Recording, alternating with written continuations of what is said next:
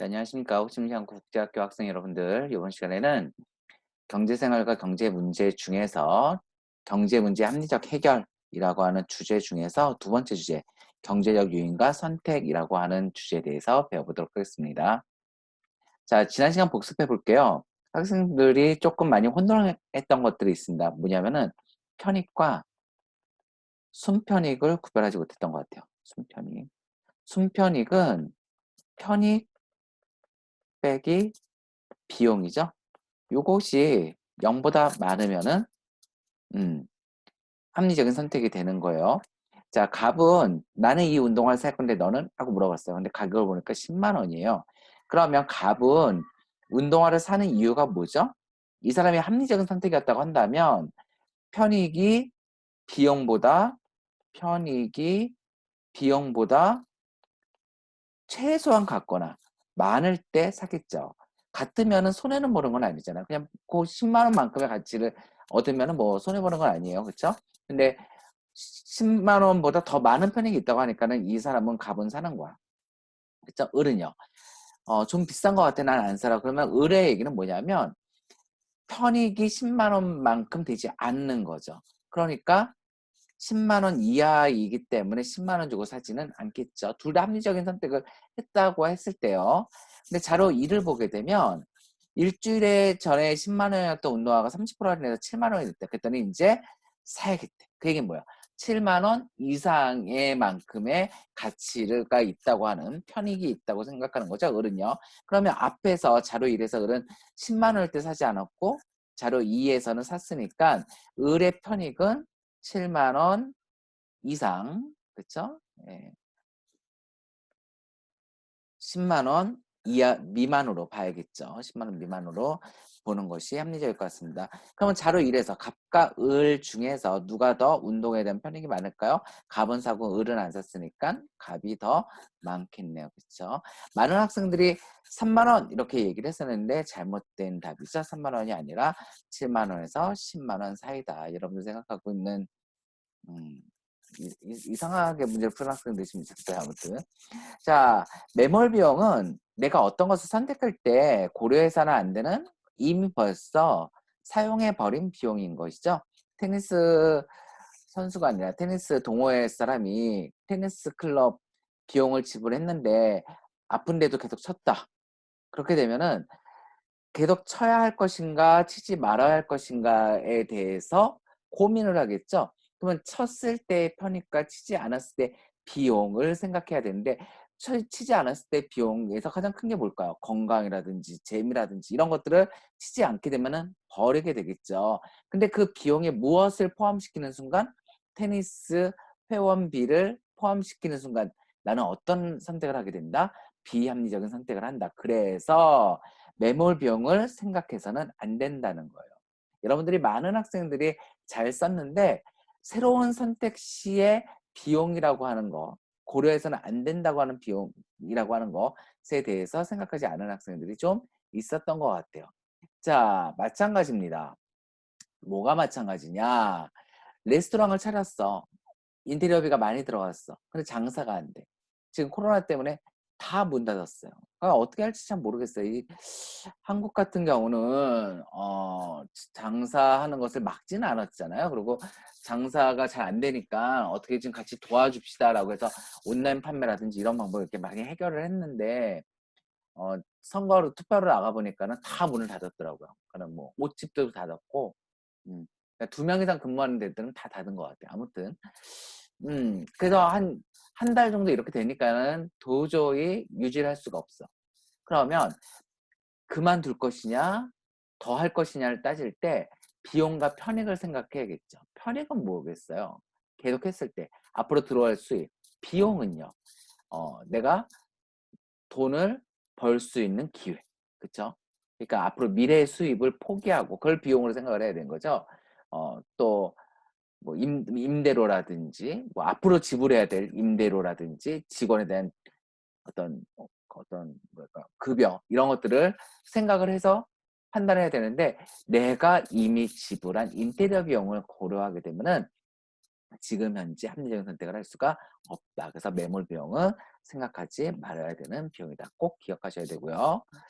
자, 여러분들은 이제 많은 학생들이 고교 졸업 후 취업과 대학원 진학과, 대학원 진학도 이제 대학교 진학을 한국과 베트남어로 이렇게 했는데 많은 학생들이 이렇게 마이너스가 다 나왔어요. 그러면 당연히 플러스가 나오는 고교 졸업 후 취업을 선택해야겠죠. 그쵸? 그런데도 불구하고 학생들이 마이너스를 이렇게 선택을 했단 말이야. 그럼 이게 왜 마이너스가 됐을까? 어, 비용 중에서 이제 많은 비용들, 특히 자취생활 비용 같은 경우, 이런 거 같은 경우는 여러분들이 한국에 가가지고선 취업을 한다고 하더라도 먹고 살아야 되기 때문에 이 비용은 동일하게 들어가겠죠. 그렇죠? 요거 동일하게 들어가겠죠. 그래서 이런 것들은 포함이 된 반면에 앞으로 미래소득, 평생소득, 다른 말로 하면은 잠재적 소득 또는 대학이 주고 있는 편익들이 단순하게 이것만이 아닌 거죠. 대학 다니면서 재미도 있고 되게 재밌어요. 대학 가시면 대학교 1학년 때, 2학년 때가 인생의 황금기 같아. 어, 밝고 에너지가 넘치고 사람들 만나고 선배들 만나고 이런 것도 너무너무 재밌거든요. 이제 제 그런 즐거움들, 학문에 대한 공부, 탐구 이런 것들에 대한 즐거움들 이런 것들이 굉장히 큽니다. 그래서 여러분들 대학을 가시기를 바라고요. 물론 이제 베트남 대학이냐 한국 대학이냐 이거는 이제 여러분들 판단이 달라질 것 같아요. 좀 우리가 편익을 생각할 때 좀 여러 가지로 생각할 수 있는 그런 연습이 되었으면 좋겠다는 생각을 했습니다. 이동이 안 되네요. 안타깝네요. 화면 공유가 잘 안 되나 봐요. 그래서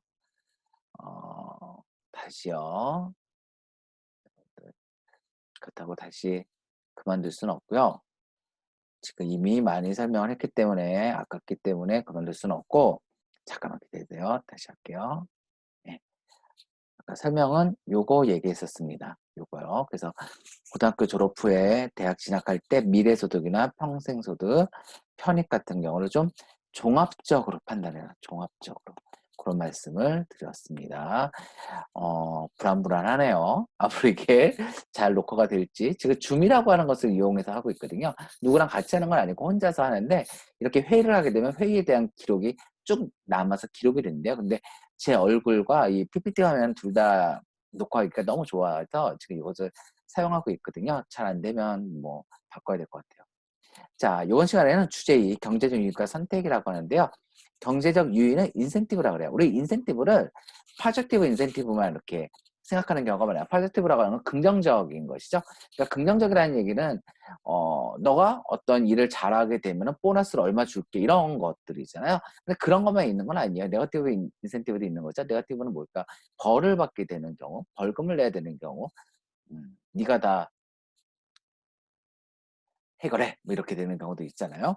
자, 이런 인센티브를 얘기하는데 우리 여러분들 대학교 가게 되면은 이제 맨큐에 경제 원론 같은 거 많이 배우거든요. 이제 그리고 우리 맨큐인데요. 이제 자유주의 경제학 나중에 다시 배우긴 하는 게 있는데 여러분들 1학년 때도 배웠던 통합사회 나왔던 신자유주의적 경제학자의 대명사이기도 해요. 그 교과서를 굉장히 재밌게 잘 써서 이 교과서 갖고서 이제 엉망진창이 된 그런 하버드대 경제학 교수이기도 하죠.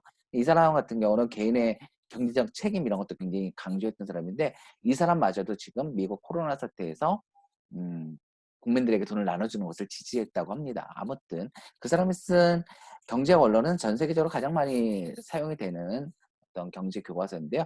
그 사람이 이제 10가지 경제의 원칙을 이야기했어요. 경제 원리, 프린시펄이겠죠.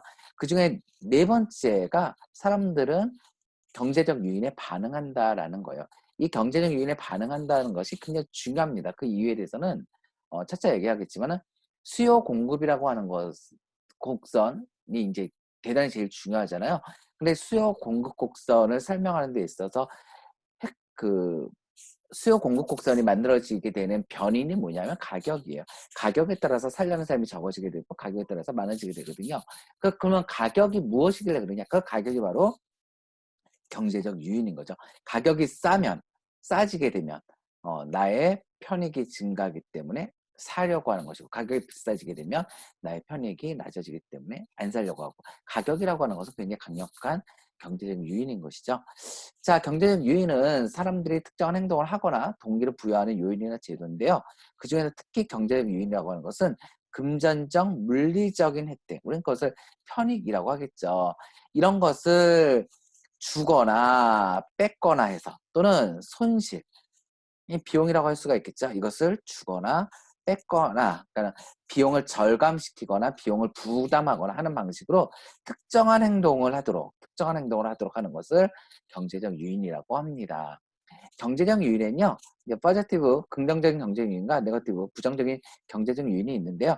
긍정적이다, 부정적이다에서의 기준이 되는 것은, 긍정적인 것은 하도록 하는 거, 하도록.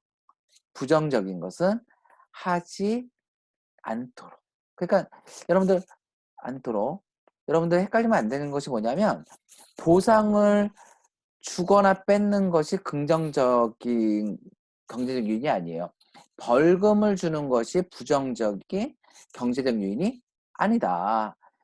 그러면 긍정적 경제적 요인이냐 부정적 경제적 요인이냐를 따지는 기준이 되는 것은, 어떤 행위를 더하도록 하는 것은 긍정적 경제적 요인, 어떤 것을 덜 하도록 하는 것은 부정적 경제적 요인이다라는 것을 기억을 하셔야 됩니다. 그럼 긍정적 경제적 요인은 뭐예요?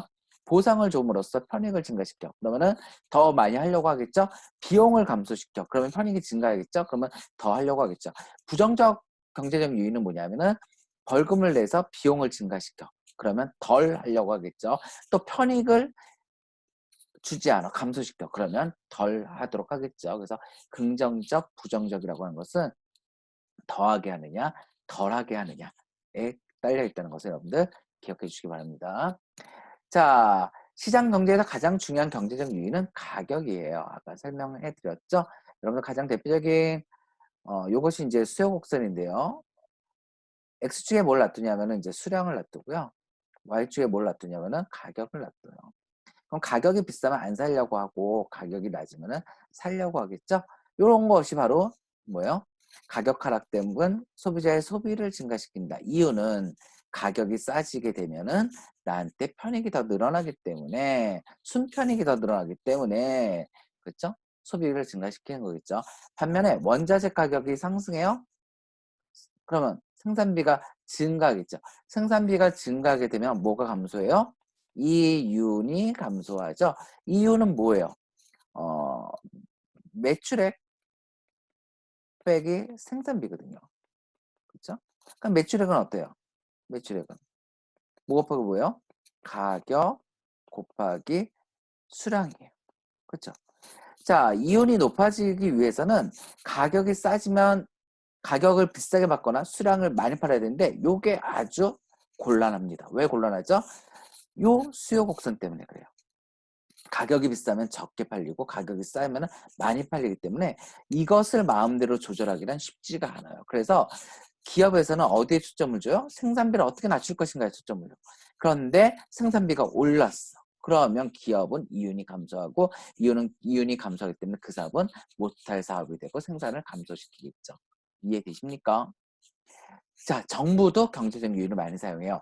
정부는 일반적으로는 도덕이나 교육, 도덕성을 통해서 문제를 해결하고 싶습니다. 대표적인 게 뭐가 있을까? 여러분들 자가 격리하셔야 됩니다. 사회적 거리 두기를 하셔야 됩니다. 제발 좀 해주세요. 제발 좀 해주세요. 라고 하는데 사람들이 잘 안 지켜. 그럼 어떻게 해? 경제적 요인을 사용하게 되는 거죠. 그래서 바람직하지 않은 행동을 감소하기 위해서 사람들이 공공장소에다 흡연을 하거나 쓰레기를 무단 투기하거나 그러면은 범칙금이나 과태료를 부과하죠. 요번에도 이제 모이지 말아라. 사람들 모이지 말아라라고 하는데 자꾸 모이죠. 그랬더니 이제 정부에서 구상권. 이 구상권이 뭐냐면, 일이 발생했어. 그러면 일단 정부 돈으로 이 일을 해결해요. 그리고 그 해결하는 데 들어가는 돈을 그 일이 발생한 원인을 제공한 사람에게 청구하는 거죠. 그리고 강제로 받아내는 거예요. 왜? 정부는 강력 강제 집행권을 갖고 있는 기관이거든요. 그래서 자기 자가격리를 하라고 했는데 하지 않았다? 그래서 다른 사람에게 피해를 입혔다? 그러면 구상권을 청구하겠다든지 벌금을 한다든지 이런 경제 요인을 통해서 행동을 못하도록 하는 거죠. 자, 그뿐만이 아니죠. 바람직한 행동을 증가시키기 위해서도 많이 합니다. 긍정적인 경제적 요인을 활용해서 태양력 발전을 시설을 설치하는 가구. 그 태양력 발전을 설치하게 되면 어떻게 되죠? 환경에도 좋고 국가 에너지도 절약할 수가 있고 그렇기 때문에 보조금을 지급함으로써 해결하려고 합니다. 자, 정부는 경제적 요인을 통해서 자원을 효율적으로 배분하고 싶어요. 자원을 효율적으로 배분해서 효율이라는 말이 나왔네요. 효율이 뭐였죠? 최소 한의 양으로 최대 만족을 얻는 것들을 우린 최소의 원리, 최대 원리 이렇게 배웠었잖아요. 가장 중요한 핵심은 뭐냐 하면은 경제 문제가 뭐가 있었죠? 세 가지가 있었어.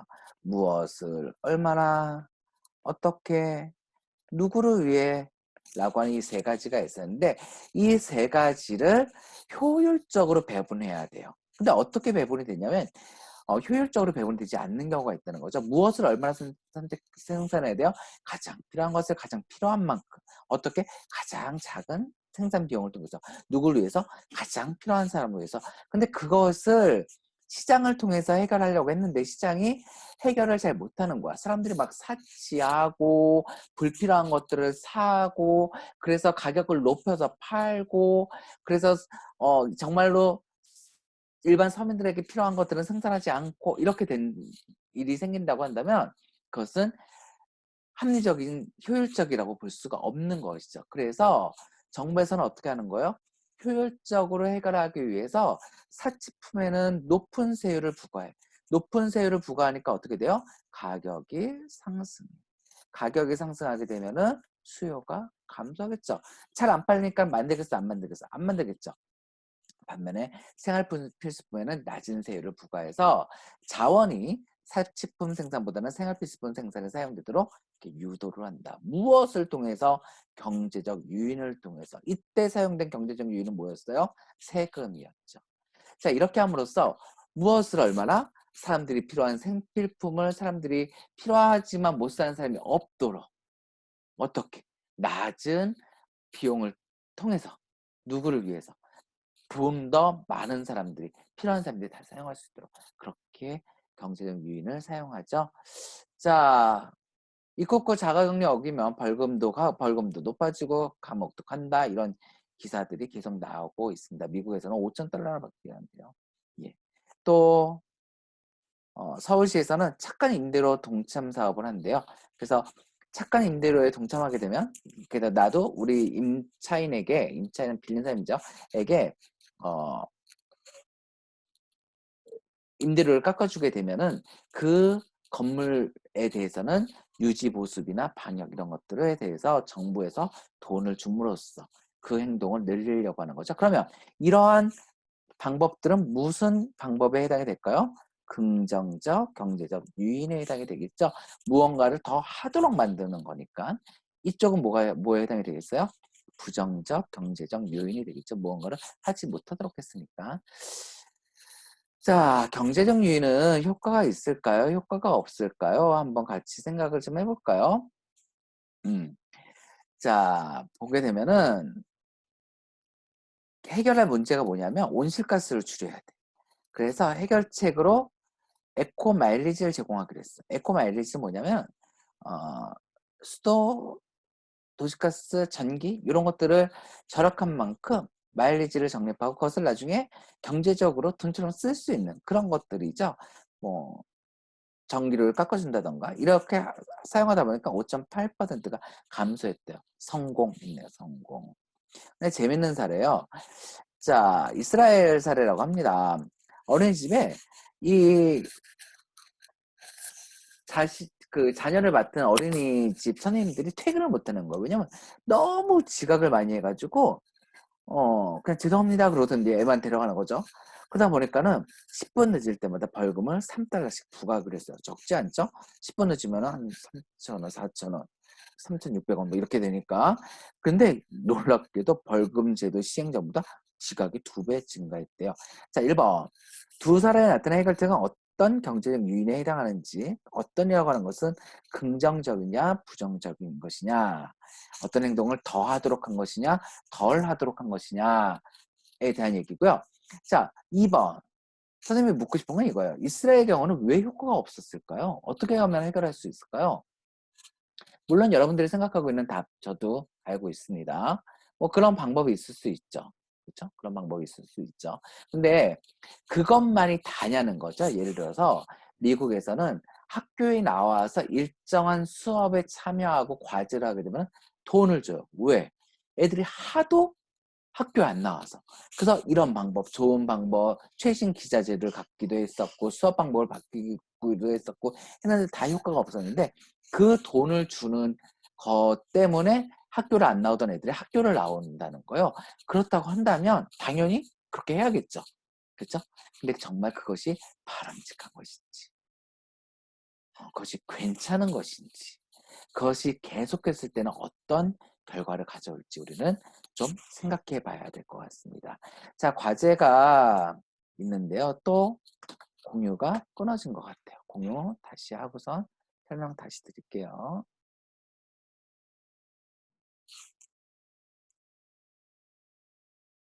자, 과제 3번은요. 여러분들 우리나라의 정부에서도 아직 많은 정부에서 긍정적인 경제적 요인과 부정적인 경제적 요인을 통해서 해결하려고 하는 것이 많이 있습니다. 그래서 잠깐만요. 이렇게 하면 안 되고요. 이렇게 해야 돼요. 예. 그래서 예. 그래서 우리나라에서 시행하고 있는 긍정적 경제적 요인과 부정적 경제적 요인을 각각 2개 찾아서 그런 것이 어떤 것인지, 효과가 어떤 게 있는지 한번 설명해 보시고요. 과제 4번은 현재 베트남 사회 또는 학교에서 해결하고 싶은 문제를 찾아서 경제적 요인을 통해서 이용해 해결해 보시고, 예를 들어서 가장 대표적인 것이 지각생이 많다, 지각비를 걷어보자 이런 것들이요. 그러고 나서 기대 효과와 그렇게 했을 때 한계에 대해서 여러분들 설명을 해보는 겁니다. 이거 하나만 하시면 돼요. 자, 여러분들 과제 1번은 뭐겠어? 당연히 과제 1번은 노트 필기 하는 거겠죠. 노트 필기. 그 다음에 과제 노트 필기는 어, 여러분들 영상 다 보고 나서 등교 후에 검사한다 그랬어요. 과제 2는 경쟁 유인의 효과는 있을까 없을까? 3은 우리나라에서 시행하는 긍정적 경쟁 유인, 부정적 경쟁 유인 찾기. 4는 여러분들께서 경쟁 유인을 통해서 문제를 해결해봐라. 그런 얘기인 거죠. 자, 수고들 많이 했고요. 여러분들 어떤 질문 있으면 댓글로 남겨주시기 바랍니다. 고생하셨습니다.